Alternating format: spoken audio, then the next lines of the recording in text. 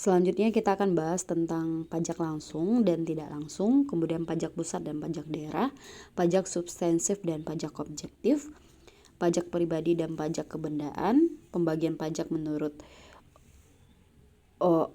OECD, jenis-jenis pajak.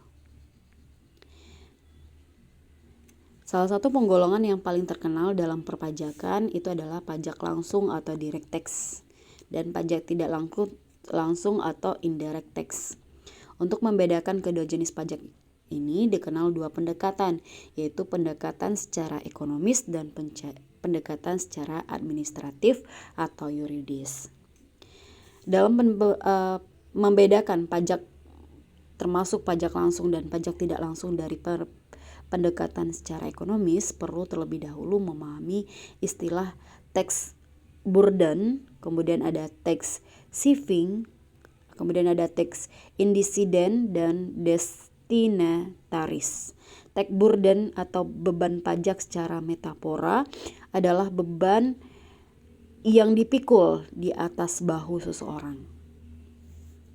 Kemudian tax shifting adalah proses perlimpahan beban tersebut dari satu orang ke orang lain, dari satu pihak ke pihak lain.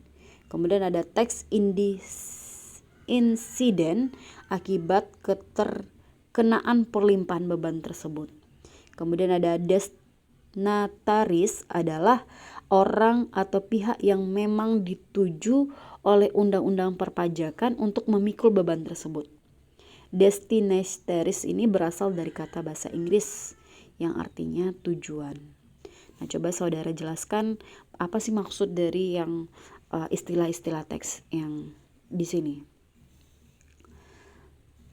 Kemudian jelaskan juga bagaimana sih pendekatan pajak langsung dan pajak tidak langsung ini secara pendekatan secara ekonomis. Selanjutnya, saudara jelaskan bagaimana pendekatan secara administratif dan yuridis. Selanjutnya, ini langsung ke pajak pusat dan pajak daerah. Ditinjau dari segi lembaga pemungutan pajak, maka pajak dapat dibagi menjadi dua jenis.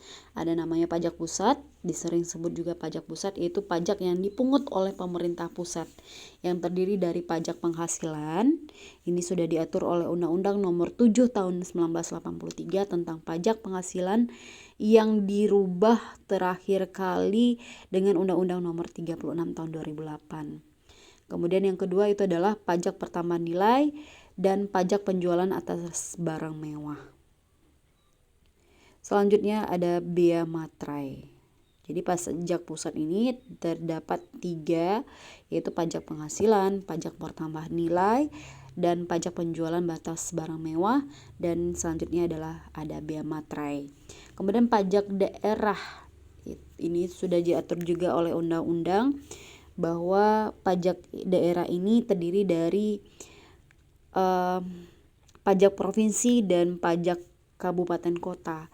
Pajak provinsi itu ada pajak kendaraan bermotor, bea balik nama kendaraan bermotor, pajak bahan bakar kendaraan bermotor, pajak air permukaan, dan pajak rokok.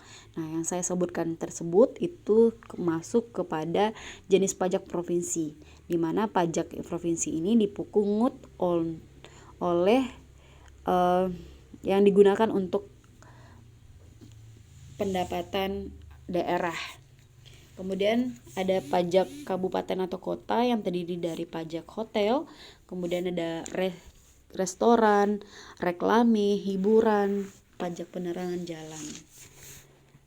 Kemudian ada pajak mineral bukan logam dan batuan, pajak parkir, pajak air tanah, pajak sarang burung walet, pajak bumi dan bangunan perdesaan dan perkotaan, bea perolehan atas hak tanah dan bangunan. Kemudian ini ada undang yang mengatur tentang perpajakan pusat, silakan dibuatkan juga undang-undangnya. Kemudian ada pun jenis dan tarif pajak menurut Undang-Undang Pajak Daerah dan Retribusi Daerah tahun 2009 ditetapkan setinggi-tingginya besaran pajaknya ini. Silakan saudara cari sendiri pajak kendaraan bermotor berapa pajak dikenakan pada pasal 6 ya. Kemudian bea balik nama berapa besarannya, pajak bahan bakar kendaraan bermotor, kemudian pajak air permukaan, pajak rokok, pajak hotel, pajak restoran berapa persen, kemudian pajak hiburan, undang-undangnya nomor berapa, yang dipungutnya berapa. Kemudian ada bagi hasil pajak provinsi. Nah, tolong jelaskan bagi hasil pajak provinsi ini seperti apa. Kemudian ada retribusi jasa umum, apa aja yang dimaksud dengan retribusi. Kemudian macam-macam retribusi juga dijelaskan. Kemudian retribusi jasa usaha, apa saja pembagiannya. Kemudian retribusi perizinan tertentu, apa aja jenis-jenisnya retribusinya.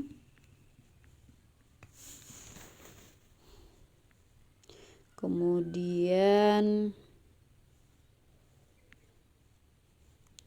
kita masuk ke pajak subjektif dan pajak objektif. Apa yang membedakan antara subjektif dan pajak objektif? Silakan saudara cari berdasarkan sumber buku yang valid ya. Kemudian pajak pribadi dan pajak kebendaan. Apa dimaksud dengan pajak pribadi, kemudian apa yang dimaksud dengan pajak kebendaan. Pembagian menurut OECD. Apa itu OECD? Jadi OECD ini adalah sebuah organisasi kerjasama ekonomi dan pembangunan dari negara-negara maju yang didirikan pada tahun 1961 yang berkedudukan di Paris. OECD ini adalah kelanjutan dari OIC yang didirikan oleh 17 negara di Eropa. Ini silakan saudara cari apa itu OECD, sejarahnya bagaimana, kemudian bagaimana pembagian OECD ini tolong dijelaskan juga ya. Nah, kemudian saya akan membacakan sedikit rangkuman dari materi ini. Jadi dalam berbagai literatur ilmu keuangan negara dan pengantar ilmu hukum pajak terdapat perbedaan dan penggolongan pajak serta jenis-jenis pajak. Pembedaan atau penggolongan tersebut didasarkan pada akhirnya memikul beban pajak, apakah beban pajak itu dapat dilimpahkan atau dialihkan kepada pihak lain atau tidak, siapa yang memungut, serta sifat-sifat yang melekat pada pajak yang bersangkutan. Pada umumnya, pajak digolongkan atas beberapa bagian seperti pajak langsung dan pajak tidak langsung, penggolongan pajak pusat dan pajak daerah. Menurut golongan pajak ada pajak subjektif, objektif, serta menurut pajak pribadi atau menurut pajak kebendaan. OECD juga memuat penggolongan tersendiri atas kriteria tertentu. Nah, demikian yang saya sampaikan. Saya ucapkan terima kasih dan wassalamualaikum warahmatullahi wabarakatuh.